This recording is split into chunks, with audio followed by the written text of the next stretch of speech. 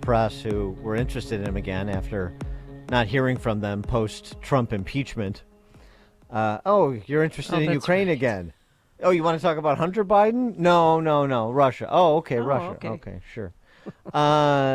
So basically, Zelensky said, yeah, I've talked to the president. I appreciate the support we're getting from the Americans, as you would expect him to say.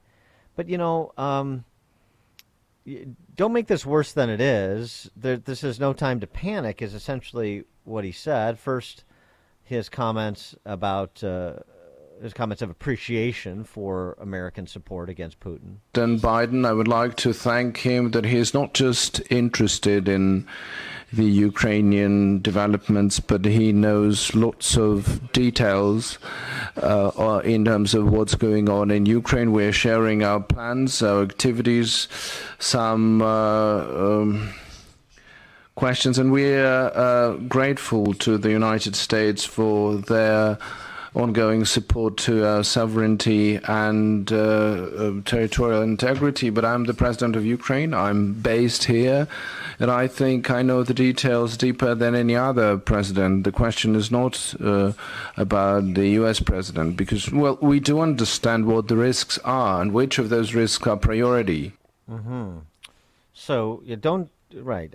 You want to understand the dynamic here, then talk to me. I appreciate what the Americans are offering, but, talk to me. And what I'm getting, he went on to say, by the way, that's not his voice. That's a translator, of course. But what he's getting, what he's seeing is panic, and that's not helpful. And oh, by the way, some historical context, he doesn't see this as so far much of an escalation over the tensions where they were prior to this amassing of troops on the Ukrainian eastern border. We do not see a bigger escalation than it has been before. Yes, the number of troops has gone up, but I was talking about this in early 2021, when there were drills of Russian Federation. There was a big build-up. We were supported at that time by the U.S., but the European friends, they called upon Russia to pull back. I don't think the situation is more intense than it was at that time. At the peak time in early 2021, it was very intense. But such informational attitude towards Ukraine, and it's a question not only to you but to the world. There was no such coverage at that time of Ukraine, and we've talked to the president. We've talked about this. We think that there has to be a balanced approach. I'm not saying that he's influencing American media. They're independent, but the media policy there has to be well balanced. If they want to know what the situation is, that they can come to Kiev. Do we have tanks on the street? No. But the feeling is, if you're not here, the feeling is when you listen to them in Germany, in France, and Lithuania. I'm talking to the president of Lithuania and other leaders. The image that mass media creates is that we have troops on the roads, we have mobilization, people are leaving for places. That's not the case. We don't need this panic. That's a very important moment. Don't need this panic. Victoria Nuland, who's Undersecretary of State for blah, blah, blah, political affairs at the State Department, she was on with Margaret Brennan to have a mind-numbing conversation on Face the Nation. This is what she articulated as the administration's position right now, what they've offered, what they're doing, what they're willing to do. About the medium and short-range missiles, the threat you feel from us, the threat we feel from you. Let's talk about how we can de-escalate with regard to exercises, with regard to military deployments. Let's have that conversation on a reciprocal basis. But we also have to prepare, as I said. So what we've been doing is first, given Ukraine the kinds of defensive lethal equipment that they need in order to be able to make this, if Russia makes that big mistake and moves in, a very bloody fight and slow Moscow's roll. So defensive lethal equipment like anti-tank, like anti-air, all of these kinds of things. We have also worked with our European allies on a massive package of economic sanctions so that if he does move on Ukraine, he will feel it acutely, as will the Russian people, in terms of their economy. It will have a crushing blow on them. And we are also preparing within NATO territory, because obviously we have a sacred and sovereign responsibility to protect our NATO allies. And with the kind of forces that he's moving, they are coming also closer to the borders of our Baltic allies, Poland, Romania, Hungary. So we have to be ready. For more on this, please be joined for our weekly confab with Lieutenant Colonel Jim Carafano, Vice President of the Catherine and Shelby Cullom Davis Institute for International Studies at the Heritage Foundation, author of the book Brutal War, Jungle Fighting in Papua New Guinea, 1942. Jim, there's no reason to panic, and President Zielinski wishes the media and maybe some politicos in the West would stop fomenting said panic. Well, I think there's two key points here, which is how do you explain the difference between Zielinski and Biden? And the answer is because Biden is being driven by the politics of this, which is he's remarkably consistent, whether it was Afghanistan or Cuba or the Iran deal or whatever else. It was always what was good for his domestic politics, and that always framed the conversation. And so what we have here in Ukraine is because Biden got so pummeled on the disaster in Afghanistan, he increasingly finds that he's woken up to that if there's another disaster in Ukraine, that it doesn't matter whether he wanted to take responsibility or not, he's going to be on the hole for that. So there's this panicky thing that he has to show that he's responding to the Ukraine. So here's the irony here, because you just have Victoria Nuland on. Since the day Biden came into office, Nuland and other senior U.S. officials have been running around all Europe, or running around here in the United States and other places, not on the record, off the record, but in off-the-record places where everybody knows everybody's going to find out what you said. And they have been telling everybody, look, if something happens to Ukraine, it's the Europeans' problem. We don't care. Europe needs to take care of its own issues. This is not our problem. And they continued to say that even after Afghanistan, when it was incredibly obvious that regardless of what you thought, if Ukraine melts down, of course they're going to hold Biden accountable. And so then you have the Biden administration, this diplomatic, which is useless. And they know that the only thing that Putin respects is force, but they don't want to use force. So that they're going through this painful incremental thing of just trying to layer on additional to get Putin to back down. Zelensky is totally right. The Russians have done this before. What's the difference? We've never had an inept and clueless administration before. Yeah, but they didn't try it for 4 years under Donald Trump, and there's a reason for that. Right, but does President Biden need a war? I mean, the economy's in the tank, inflation at a 40-year high. This could be a great distraction. No, of course. Well, look, I mean, first of all, if there's a war, he's going to pay the country isn't going to rally around Joe Biden. That's nonsense. But second of all, it's the worst possible war for Biden because it's one under which he will have no control. If it's a war, it'll be a war between Russia and the Ukraine, and he won't really, other than giving arms to Ukraine, he won't really have a major influence here. So there is no upside for here. Biden has already taken a couple of body blows on this. There is no recovery from this, and again, what we're seeing is a very clear and predictable pattern of behavior, which the Russians and the Chinese and the Iranians won't forget. And even if, it doesn't matter how this crisis resolves, Biden has acted in a very particular way, which is he wants not to do nothing. If nothing doesn't work, he wants to try diplomacy. If diplomacy doesn't work, he wants to incrementally do something to get these guys to stop. Exactly what Obama did. I would point out that people are all obsessed about Ukraine, and they're ignoring what's going on in Yemen. The Houthis in Yemen are systematically attacking countries in the Middle East with weapons and at the direction of the Iranians. Biden walked in the door, and the first thing he did was he took the Houthis off the terrorist list.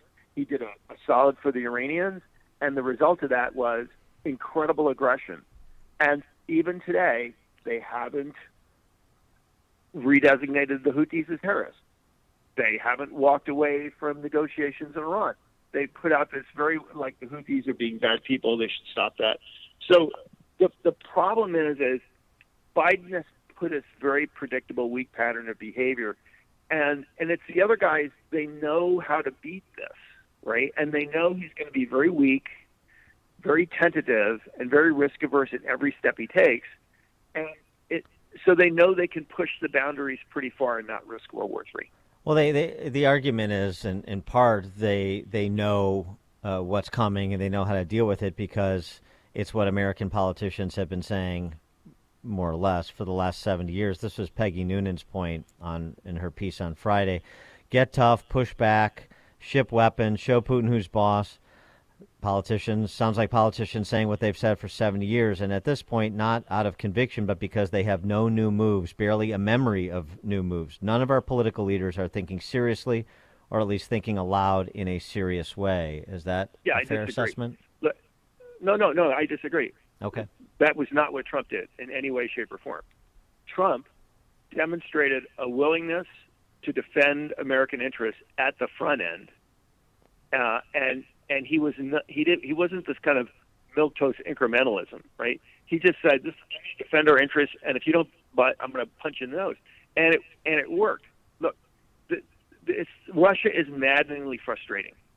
There's only two things that make Russia at all relevant in any way, shape, or form when the economy is smaller than Texas, and that is one, they have a massive military, and two, Europe is completely dependent on them for energy. The solution here is unbelievably mind-boggling simple. One is if NATO has robust conventional military deterrence, and two, if we have energy security and the transatlantic community is not dependent on Russia for energy, Russia simply is irrelevant and doesn't matter anymore, and we can all stick our tongue out at them and do Razzie. Biden came into office, and he consciously dismantled both of those. He came into office on defense. He came in with a defense budget that was lower than that didn't even cover the cost of inflation. He didn't remove troops from Europe. But remember, Trump wasn't removing troops from Europe. He was removing them from Germany. Trump was going to push those forward to the front lines of NATO where there'd be more of a deterrent to Putin. Biden dismantled that. And then he greenlit the Nord Stream 2 pipeline, which makes Europe more dependent on Russian energy. He killed the Keystone pipeline, which significantly decreases our energy security. He has done everything possible to actually slow and restrict energy production and export in the United States, all for this green agenda. So I don't know what Peggy Noonan's talking about, but to say that the Biden administration is anything like the Trump administration is just nonsense. Trump didn't want to start World War III. He didn't want to occupy countries. He didn't want to do regime change. But he also demonstrated clearly and consistently that he would protect America's interests, and if somebody crossed the line, he would pop them in the nose. And they all feared him, and they respected that. So Mary Anastasia O'Grady, writing in the Journal over the weekend as well, talked about how Russia and China are helping Maduro militarize the Venezuelan border with Colombia. So now do we have the prospect of a Monroe Doctrine invocation here with respect to Russia and China meddling in our hemisphere? Look, we have lost the Monroe Doctrine a long time ago. The Chinese are heavily there. The Russians are going back because we're making it easy for them. The Iranians are going back, but we can make it easier for them. And again, most U.S. presidents are indifferent about Latin American relations until something bad happens or they get to the end of their presidency. And again, look, I'm not saying these are just facts. I mean, I'm not a Republican, I'm not a Democrat. I'm just a guy that remembers what happened in the news yesterday. Trump came in, he was actually good for Latin America. He pushed back on China. He pushed back on Russia. He put back on what was going on in Venezuela. The Biden guys came in, opened the door to illegal immigration, which actually makes all those countries weaker, less economically resilient. He has ignored what's going on in Venezuela. He's trying to make nice with the Cubans. He's trying to make nice with the Nicaraguans. He's made nice with every far-left socialist government that's come in.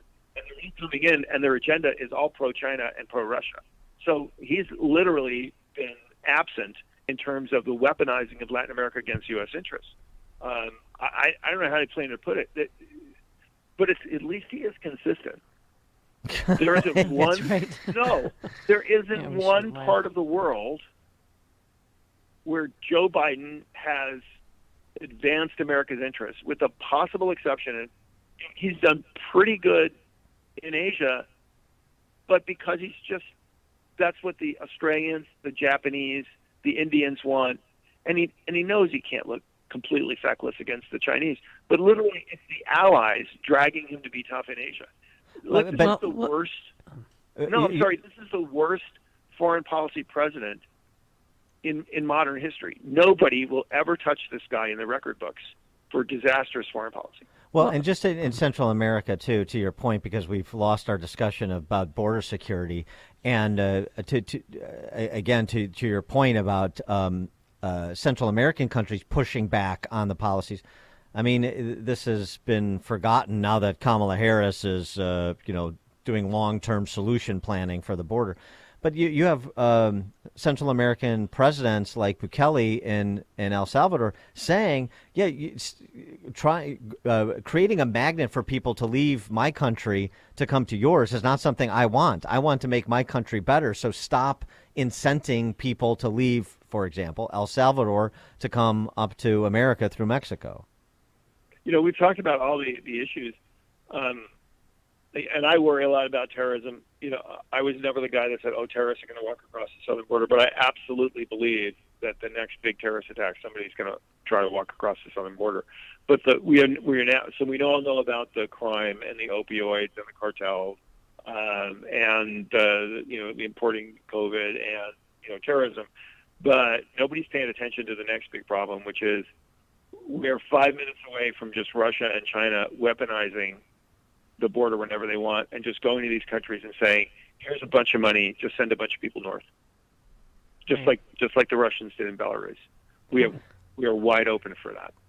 Well, Lieutenant Colonel, real quick, we have the Olympics starting this week. I mean, in Beijing, China. I know we're not sending any diplomats, but why are we giving them a platform and show because the video coming for there's going to be beautiful tapestry and promoting China, and then Americans will want to go visit. Why in God's name, and considering too what they did to the Uyghur, what they're continue to do with the Uyghur Muslim group, why are we there? Yeah, I already checked that off as a loss for U.S. foreign policy. We had a golden opportunity to hammer. I mean, how much people are more skeptical about China these days because of COVID and a bunch of other things, and debt diplomacy and everything else.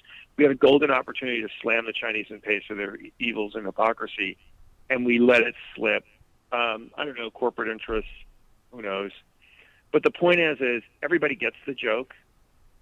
Nobody thinks that China is this wonderful, glorious place, right? They get the fact that this is all going on while 1 million people are being imprisoned, forced into slavery, forced sterilization, abortions. They get all that. But their takeaway is the world is afraid to push back against China. And so if the world is afraid to push back against China, why should I? Even if you see a little country like Lithuania bravely essentially turning out Chinese influence, the leaders of the free world, and not just the governments, but the elites, are showing cowardice against China. And that is I think the greatest danger and threat of all. He is Lieutenant Colonel Jim Carrey. No, we just have one Hollywood make a movie where China's evil.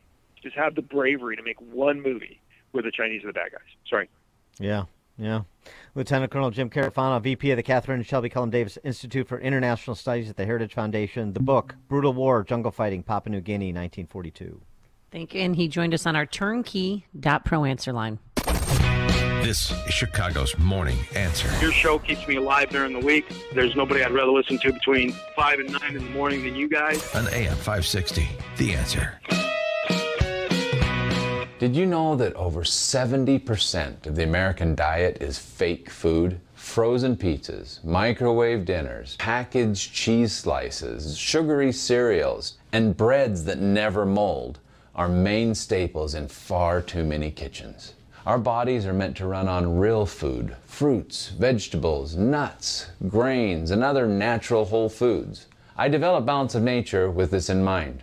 I want to provide people with an easy way to give their bodies the fuel they need to function at their very best. And after years of research, I developed the combination of fruits and vegetables that are in Balance of Nature today. With all the nutrition and none of the fake foods, Balance of Nature is the easiest way to get what you need and get started on your journey to better health. Start your journey. Call 1-800-246-8751 or go to balanceofnature.com. Get free shipping and get 35% off your first preferred order by using discount code CHICAGO.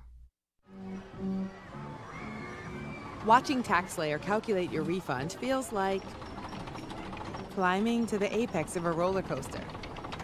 Here we go! And flying down the tracks. At maximum refund speed. Start for free and get your guaranteed maximum refund. TaxSlayer. File fearlessly. Liberty Mutual Insurance Company presents and Doug. Limu, I'd say it's time you learn to drive. Especially since Liberty Mutual customizes your car insurance so you only pay for what you need. You could even save money for safe driving.